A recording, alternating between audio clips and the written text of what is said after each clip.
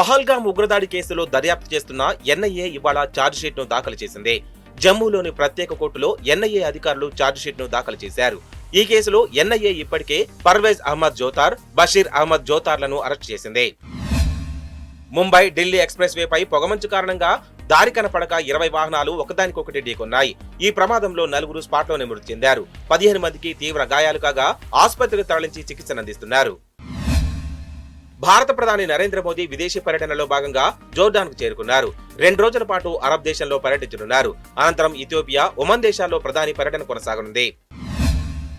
ఓట్ల చోరీ ఆరోపణలతో విపక్ష పార్టీలు కేంద్రాన్ని లక్ష్యంగా చేసుకుంటున్న వేళ జమ్మూ కాశ్మీర్ సీఎం ఒమర్ అబ్దుల్లా కీలక వ్యాఖ్యలు చేశారు. ఆ వ్యాఖ్యలు కాంగ్రెస్ చేస్తోందని, దీనికి ఇండియా కూటమికి ఎటువంటి సంబంధం లేదని ఎస్పీ అధినేత ఒమర్ అబ్దుల్లా స్పష్టం చేశారు.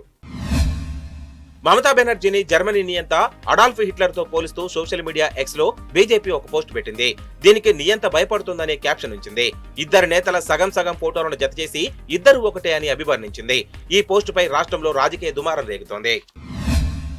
మెస్సీ పర్యటనతో కోల్కతాలో గందరగోళ పరిస్థితులు నెలకొన్న వేళ అరెస్టుల పర్వం కొనసాగుతుంది. ఇప్పటికే ఈవెంట్ నిర్వాహకుడు శతద్రు దత్తాను అరెస్టు చేసిన పోలీసులు ఇవాళ శుభోప్రతీం, గౌరవ్ బసు అనే మరో ఇద్దరిని అదుపులోకి తీసుకున్నారు.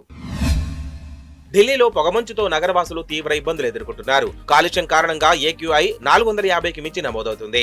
స్మాగ్ ఎఫెక్ట్ తో దారి కనిపించక ఢిల్లీ ఎయిర్పోర్టులో 100కు పైగా విమానాలు రద్దయ్యాయి. 300 విమానాలు ఆలస్యంగా నడుస్తున్నాయి. శబరిమలకు వచ్చే భక్తుల ఆరోగ్యాన్ని కాపాడేందుకు ఆహార భద్రతా శాఖ ముమ్మర తనిఖీలు చేపట్టింది. తనిఖీల్లో పంబలో 328, సన్నిధానంలో 302 తనిఖీలు పూర్తయ్యాయి. పంబలో లోపాలు గుర్తించిన సంస్థలపై 6 కాంపౌండ్ ఫుడ్ నోటీసులు, 21 సవరణ నోటీసులు జారీ చేశారు. భారత మహిళా క్రికెటర్ షెఫాలి వర్మ నవంబర్ 2025 నెలకు గాను ICC మహిళల ప్లేయర్ ఆఫ్ ది మంత్ అవార్డును దక్కించుకుంది. నవీ ముంబైలోని డాక్టర్ DY పాటిల్ స్టేడియంలో జరిగిన ICC మహిళల క్రికెట్ వరల్డ్ కప్ 2025 ఫైనల్లో దక్షిణాఫ్రికాపై ఆమె చేసిన అద్భుత ప్రదర్శనకు ఈ గౌరవం లభించింది. ఈ వారంలో స్టాక్ మార్కెట్ నష్టాల్లో ప్రారంభించింది. సెన్సెక్స్ 54 పాయింట్ల నష్టంతో 85,213 వద్ద స్థిరపడింది. నిఫ్టీ 20 పాయింట్ల నష్టంతో 26,027 వద్ద ముగిసింది.